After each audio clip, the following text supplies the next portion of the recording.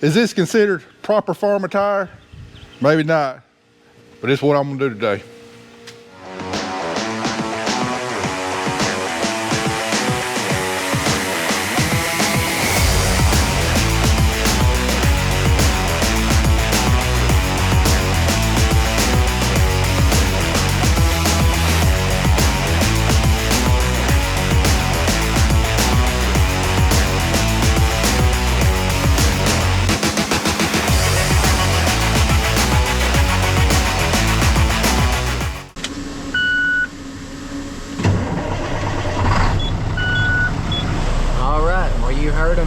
We're hauling some wheat today.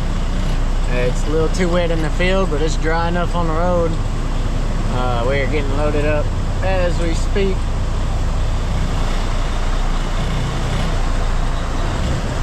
Alright, shut her off. I believe we're loaded. See if we can't get out of here now. Everything looks good on the truck. Everything looks good on the trailer. Even the operator.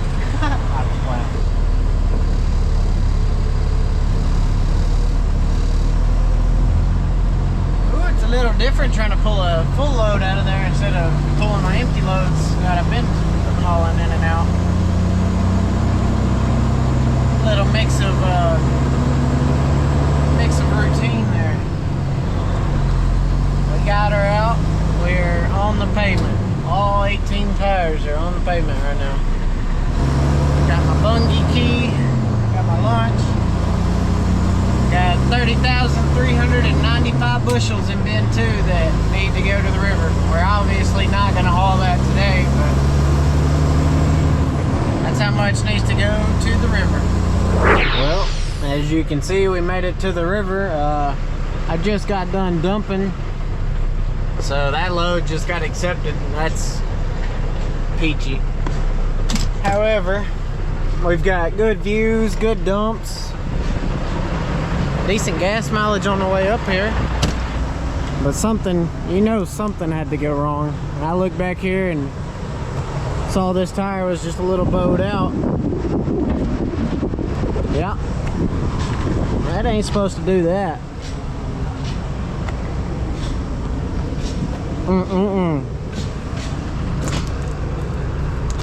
This one's a little low, and that one's come off the rim. Oh, me, I love farming. Alright, well, with the flat tire, or, yeah, I guess flat tire, it's not blown out. I'm not gonna say we have made it just yet, but Love's is right there around this, down this ramp, so. I mean, we are making it. The tire held on. It's not smoking or anything, like it's not like sticking and skipping and sliding around on the rim. It's still held pretty good, but I mean it's completely off the bead, as you can tell.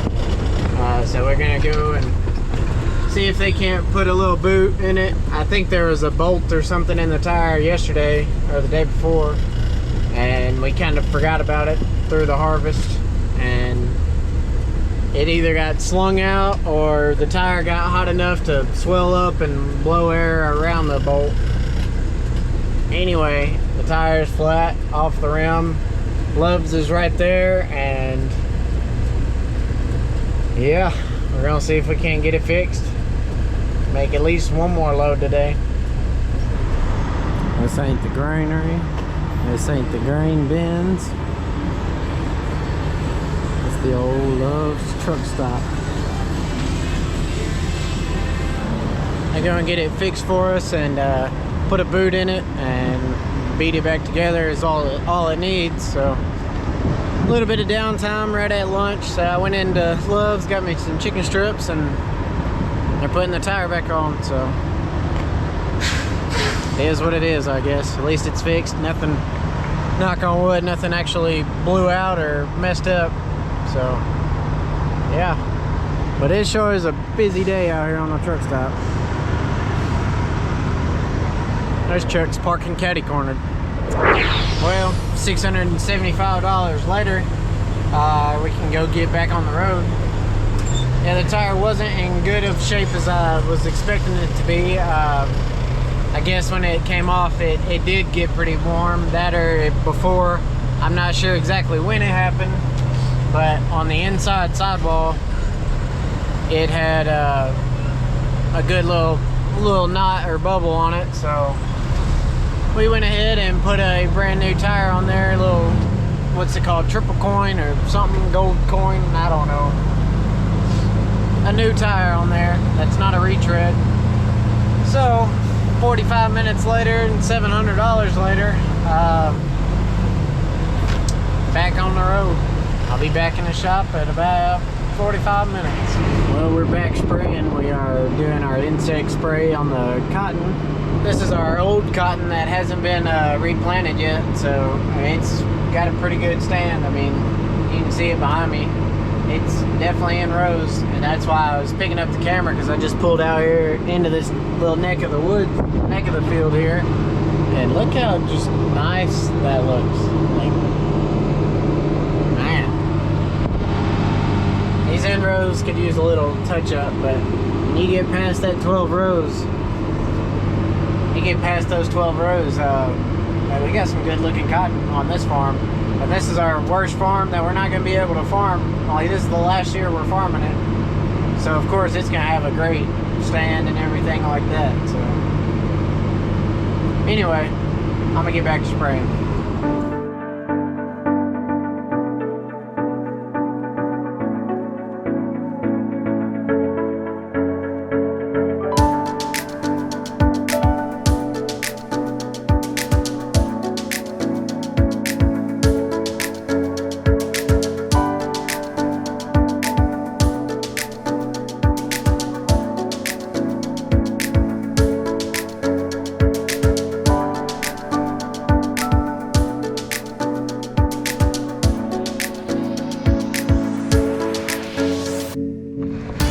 Well, for all you son of a guns that said all winter long that 100 degrees is better than 32 degrees, I sure hope you're outside enjoying this fine 100-degree heat we got. Because I tell you what, some of us fat guys don't appreciate it. Better call your fat friends and check on them, because I can guarantee you, they're not okay. Oh, I can't wait for winter.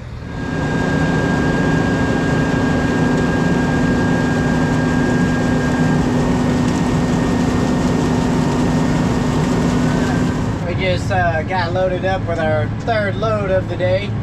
It's kind of just a top off and empty the truck out. When you're spreading it 249, 250 pounds an acre, this stuff goes quick. I am on the fertilizer buggy today, going right back over where we just sprayed on cotton ground.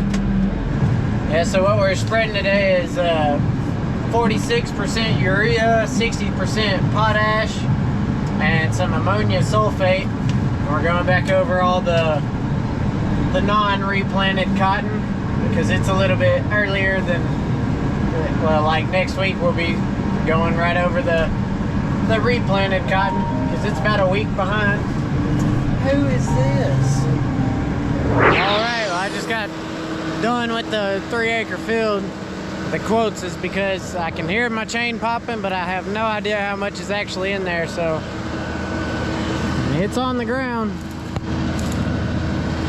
So at least this part of the field is covered. So, moment of truth, let's see if we are done with this 3 acres or not. Oh yeah, I had some to spare. All right, so yeah, we just got done with the last little 3-acre field of the day. So I can move on down to Scarborough Loop or Clanton, whatever you want to call it, whatever y'all know it by. And actually, we have a kind of a surprise for you. I believe Carter's about to start learning how to drive this thing. Well, how to drive that thing. He knows how to drive this thing. This is the tractor that just got unhooked from the grain buggy, so he's definitely more than comfortable in being in the tractor, but let's see if he can follow the rows and make the buggy follow the rows too, and turn it on and off.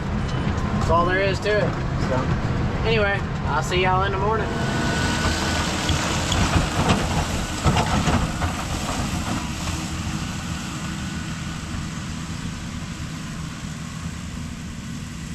I don't know if smooth operator is the word, but Carter is out there running it right now, and he's doing decent. I mean, this is his very first time running the fertilizer buggy. So we just did a backfield across the creek and the quote-unquote hardest field out here. But I mean, as you can see, there's fertilizer on the plants. I mean, it's all still coming out. And we get in here and see if we can't get on the row that he was just on. See if we...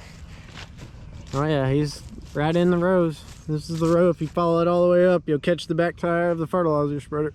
I hope I taught him a decent way to follow the rows. I used the trick of putting your butt in the row that Matt showed me last year, and it's going down the line. So this is a nice flat straight bottom. So he's doing it. He's working it. And I'm just gonna sit out here and twiddle my thumbs till he gets back. Give him a little bit of freedom of driving it by himself and see how much is run over in the next two rows, or next two passes. Which I can't say anything. I mean, there is gonna be, you're gonna run over some cotton. There's just no ifs, ands, or buts about it, especially on these end rows.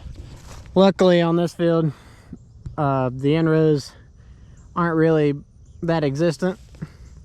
I don't know why just the end rows didn't come up, but the rest of the field looks good.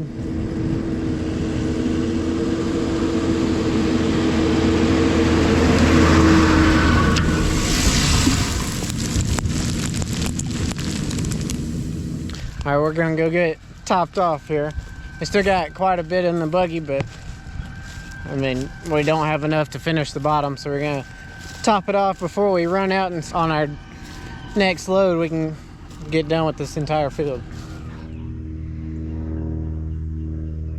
Good morning, everybody. Sorry if I sound a little weird this morning. Had a wisdom tooth pulled first thing this morning, so I'm still a little numb from everything, but anyway, that don't matter. We still got work to do. We got done with all of our wheat harvest and everything. Carter and I have got started cleaning the equipment up and everything. Kelly and Andy have gotten the crops laid by for now. We got all of our cotton sprayed. We got our soybean sprayed. And right now, Andy is putting fertilizer on the cotton. And I'll tell you what, this last week has been an absolute scorcher. Talking about like 97, 98 degrees with saturated air, you know, 100% humidity. It's just been plumb miserable in the afternoons, but that's Julian, Tennessee. I don't like it. We got to deal with it. So anyway, the crops are kind of so-so. We got some good looking crops, and we got some poor looking crops, and we got some in between. With these hot temperatures, you know, we're not very far away from a drought. Don't matter how much rain you get, it don't take long to dry things out. We got 1.5 inches of rain 8 days ago, and we got a pretty good chance for some more today. And I tell you what, I pray that we get it, because our corn will need it. Our corn looks okay, but it just started tasseling and pollinating it, and now's the time you don't want it to and right now is the time you don't want it to be dry. It's already hot, which can affect pollination. So if you throw dry on top of hot, you could be looking at a disaster. So far, well, we've actually been very blessed. It's been a tough year weather-wise, but we have been really blessed compared to a vast majority of farmers across the U.S. You know, there's been terrible flooding up north, up west, and just to our east, everything is burning up. They haven't had any rain. It's been just as hot there, and several of my friends out there, they in some pretty tough conditions weather-wise with it getting dry, and they're right at the point of having some serious damage done to the crop if it hadn't happened already. So it's been tough for us, but actually we've been blessed compared to so many other people.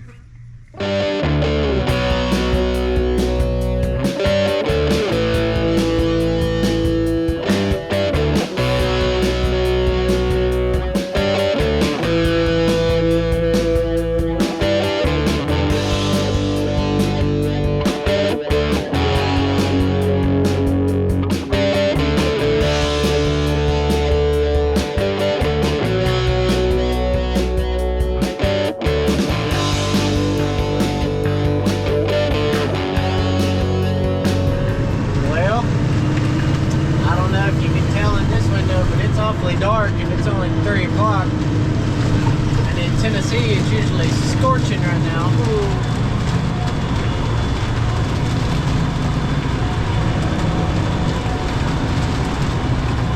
Rain makes corn, but it also makes concrete and fertilizer, so I've got probably 1,000 pounds on the buggy right now that's getting down, but we are headed back to the shop. The fertilizer guys, I guess, gonna hang out with us for a little while. And we're gonna see if we can't wait this line of rain out. My phone is saying that it'll be here for a little while, but it doesn't look just that massive. I think it's just the bottom's gonna fall out for 30 minutes and then hopefully dry back up and not hopefully be humid, but it.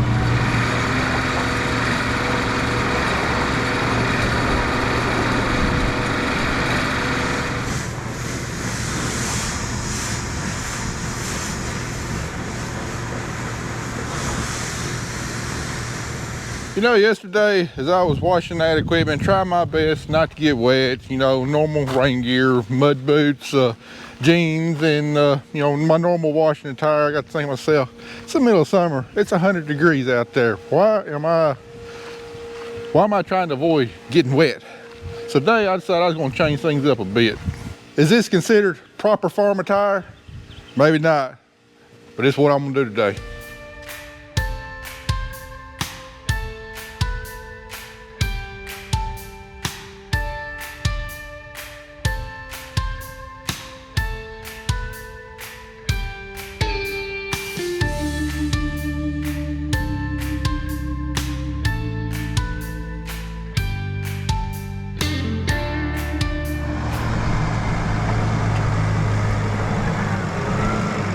All right, I just gave Carter his marching orders on this farm right here. This is one where about half of it's beans, half of it's cotton. So I was showing him exactly what to spread. Andy gave him a little bit of seat time yesterday, first time he's ever run the fertilizer buggy, and just trying to get him some experience doing other things here on the farm this year.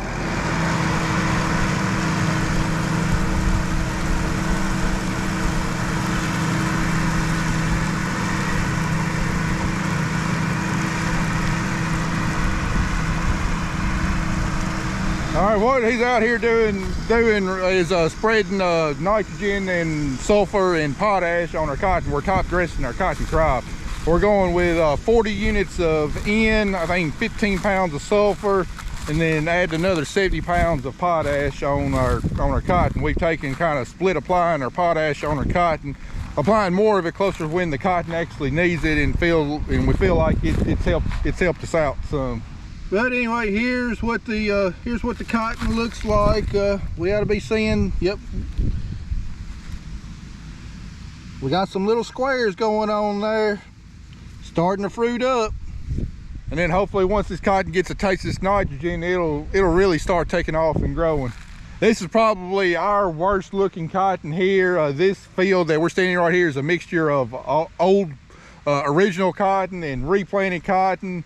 The replanted cotton didn't come up great in some spots, but you know, overall this part of the farm was worth keeping. So it's probably the ugliest looking cotton I've got right now, but you know, cotton always looks ugly. Cotton always looks ugly at this stage. You know, what it starts looking like in late July and August is what matters, and I think it's going to come on in, it's going to fill in. Yields aren't going to be top yields on this farm, I don't expect. I think as long as everything goes well, it should be profitable anyway. For the last 2 days, Andy's been working on spreading fertilizer. This is the last farm we got, and just trying to teach Carter a few more things than what he's used to, try and give him a little bit more responsibility, help him grow into the role. And just like I was talking about during wheat planting, just, you know, you give people a little bit more responsibility and trust them to do the right thing and operate equipment the right way. You know, it just gives them a sense of importance, and hopefully helps to elevate his performance and you know, the responsibilities he can take on and excel at. Now, this is the first job I've given Carter where he's actually applying a product, you know, not just operating equipment in the field, you know, like the grain buggy or a plow, you know, where you just, you know, going back and forth. You actually have to monitor the equipment and make sure it's doing what it's supposed to do. So, you know, it's a foot. So, you know, it's a pretty big responsibility for him. There's several different things he needs to monitor on that buggy, and you know, just to make sure it's spreading correctly and accurately. But ever since we rebuilt the buggy, we put about 500 acres through it now, and it's performed flawlessly. That long rebuild job we did this spring is paying off, and we practically got us a brand new buggy now, and it's working great. Really pleased with it. All right, I'm not going to stand out here and hover over him. I'm going to let him have the reins and get back to the shop, find some more stuff to get into. All right, well, that's kind of getting caught up on all of our field activities and crops taken care of for the time being. This time we get started back hauling on some wheat. You know, CGB is shutting down until fall harvest, July 15th. And we still got about 33,000 bushels plus or minus to haul away. And with 4th of July holiday weekend coming up, everything, and them reducing their hours because wheat harvest is done, it's going to be kind of a tight time frame to get all this delivered before they shut down. If we don't get it delivered before they shut down, I don't know when we're going to be able to get it delivered because we're contracted to deliver to them. It's not like we can just haul to another place unless we buy out of contracts and then probably sell it to a lower price at another local granary. So we really need to get started hauling this grain and get on it hard. Let's check, make sure our amperage is running where it should be. Less than 40, we're good. All right, so I'll get this thing loaded up, and then I got something else to show you that we got just like new again. All right, we are getting the last ever bush hog finished up here. All right, all we gotta do is put this shaft in.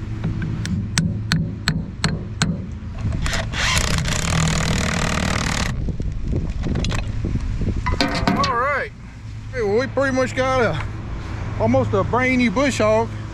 It don't look brand new, but mechanically it's almost brand new for a whole lot cheaper than what a new one costs.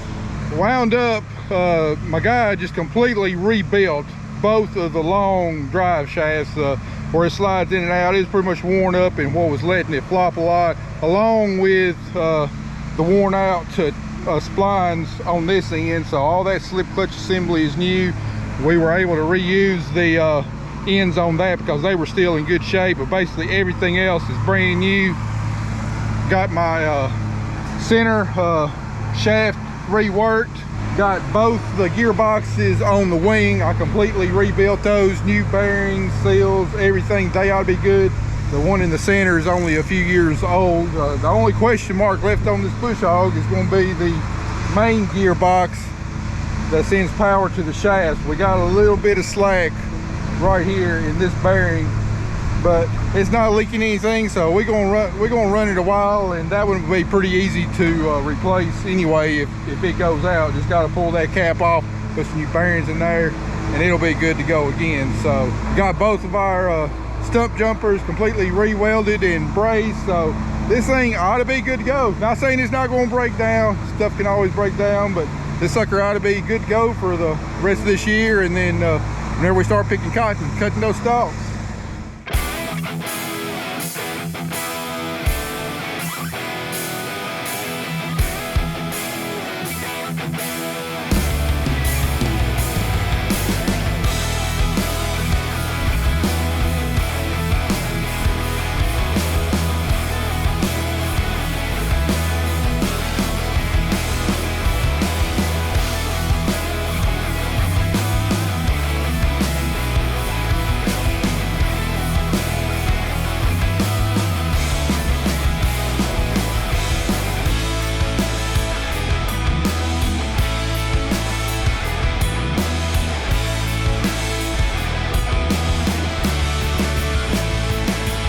All right, guys, there she goes, all cleaned up, almost like new. I'll take you down here on this end that's dry.